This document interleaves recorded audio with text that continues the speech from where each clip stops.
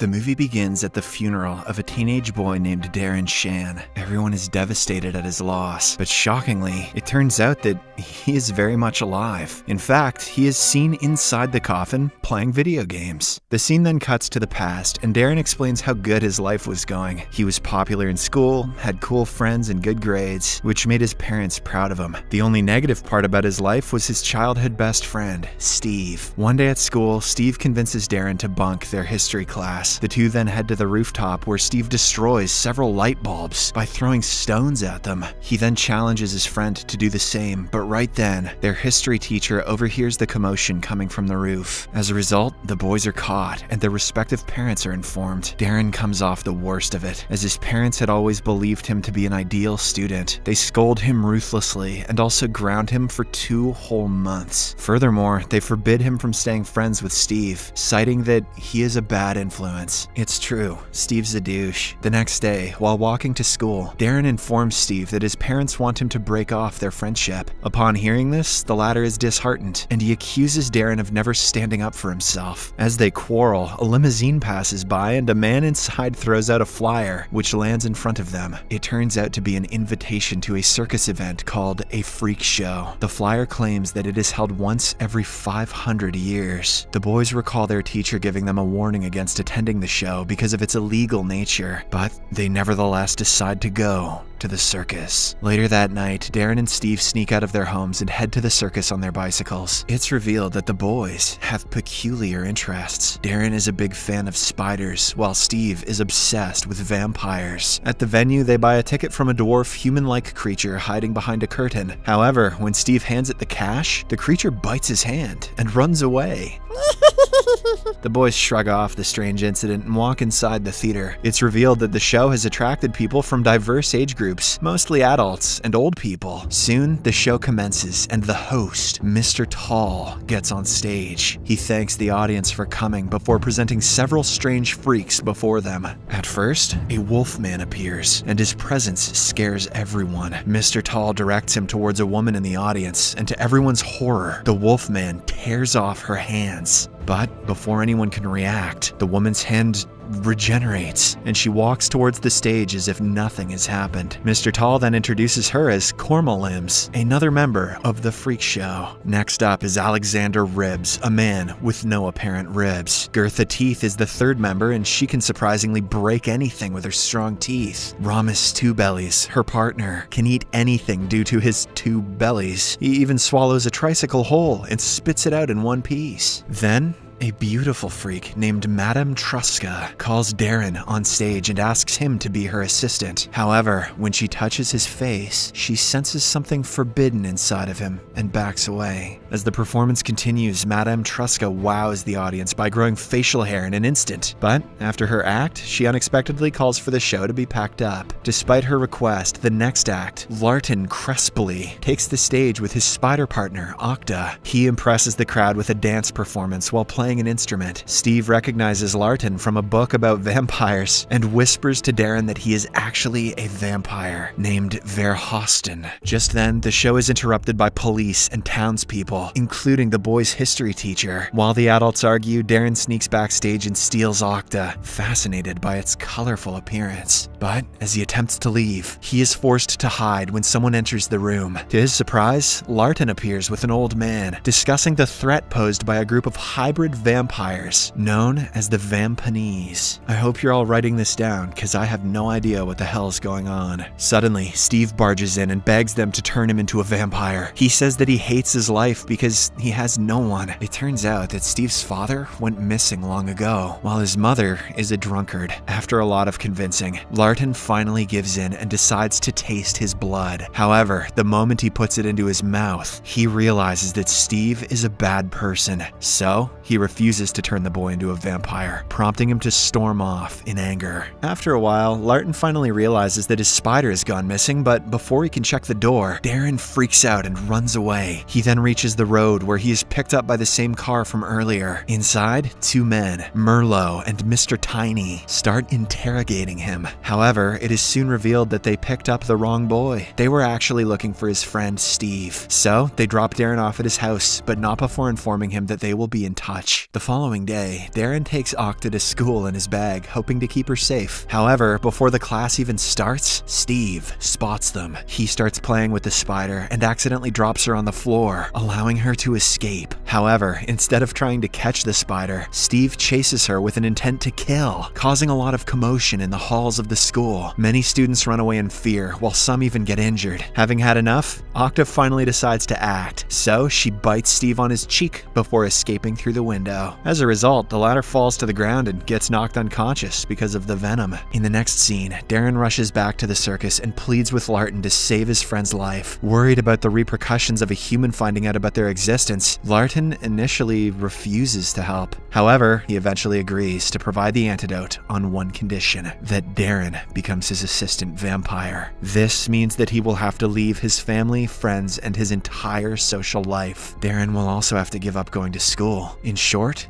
he will have to die. Despite the dire repercussions, Darren, who is desperate to save his friend, agrees to the conditions and receives Larten's vampire blood. After this, they race to the hospital to save Steve's life. Larten immediately administers him with the antidote, which fortunately works, and Steve starts to recover. The movie then cuts to a few days later, where Darren begins to feel his body reacting to Larten's vampire blood. He starts craving raw meat. One day, he also gets a very tempting urge to kill and suck his sister's blood. However, he ultimately refrains himself from his bloodlust and runs back to his room. There, he finds Larten sitting in the corner, reading his books. Larten warns Darren that he needs to leave his home as he is a threat to himself and his family. Darren doesn't want to do so, but after coming really close to harming his own sister, he decides to leave. However, he also doesn't want his parents to keep worrying about him forever, so he decides to fake his death. Later that night, on the rooftop of the house, Larten assists Darren in the act by breaking his neck. This will make everyone believe that he accidentally fell to his demise. The movie then cuts to the present. At Darren's funeral, all his friends, teachers, and family pay their respects, while Darren is alive and well, inside the coffin playing games on his phone. The same night, Larten digs up the grave and gets Darren out of the coffin, but before they can leave, Merlot arrives out of nowhere and ambushes them. Fortunately, Larten fights him off and manages to subdue him temporarily. Following the close call, he takes Darren to the freak show campgrounds, where they meet a girl named Rebecca. Meanwhile, Steve is grief-stricken by his friend's death. As a result, he distances himself from society and becomes a maniac. When the pain becomes unbearable, one day, he contemplates ending it all, but just as he is about to commit the unthinkable, Mr. Tiny arrives there and stops him. He mentions that he's aware of Steve's unfortunate life and his obsession with all things vampire. He then offers him a chance to become a Vampanese. It turns out Tiny and Merlot are Vampanese, and they are a different race of vampires who, unlike Larten and the others, murder humans to feed on their blood. It's also revealed that Vampanese and the normal vampires are arch-enemies, and they don't see eye to eye. As Steve hears everything in disbelief, Mr. Tiny discloses something even more shocking. He says that Darren is alive and happy in the other world, something which Steve had always dreamt of and aspired to. The revelation makes the latter angry, so without a second thought, he accepts the offer. Meanwhile, Darren slowly gets comfortable in the freak campground with the other freaks. He starts to train himself and helps others in their duties. One day, Darren goes through the pictures of his old life and decides to give Steve a call. But before he can do so, Larten arrives there, snatches the phone from Darren, and breaks it. That night, Mr. Tiny visits the freak camp to talk with Larten and Mr. Tall about Darren. It turns out the boy has special innate powers, so Mr. Tiny asks him to hand them over. Despite being enemies, a diplomatic Mr. Tall politely tells him that he will think about it. Afterwards, Larten instructs Darren not to leave the camp, as it is not safe for him anymore. He then begins to train Darren so that he can handle himself if he is ever in trouble. At first, the boy fails to lay a single hand on Larten, but as his training progresses, his skills and strength develop. On the other hand, Merlot turns Steve into a Vampanese, which gives him unreal powers. The boy also becomes more evil, and his first victim turns out to be none other than his history teacher. "You gave me an F. F is for fangs."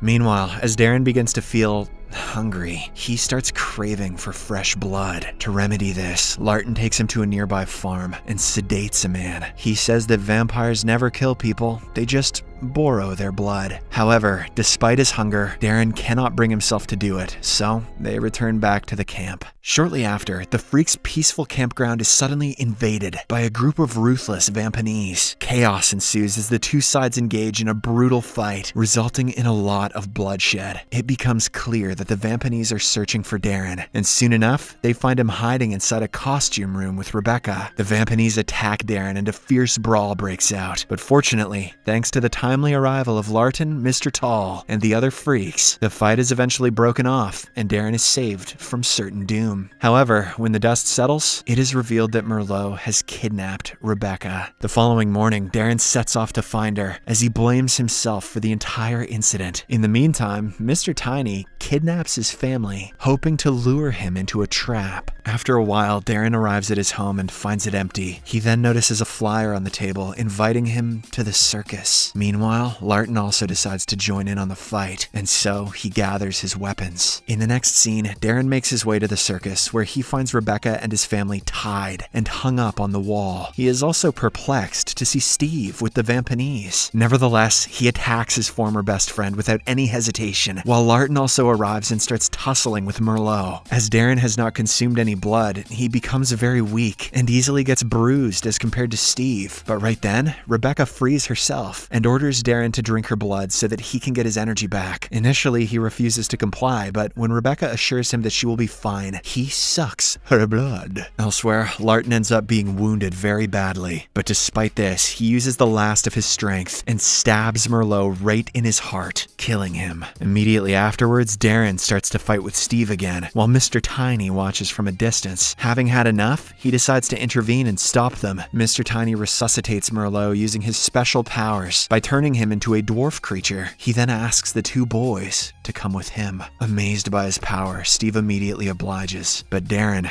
does not. In the aftermath of the showdown, Larton hypnotizes Darren's family so that their recent memory is wiped. This way, they won't remember the supernatural events that took place right in front of their eyes. The movie ends as Darren returns back to the camp, where all of the freaks welcome him warmly and make him feel home. Subscribe for more videos like this, turn on notifications, and leave a like to help the channel out.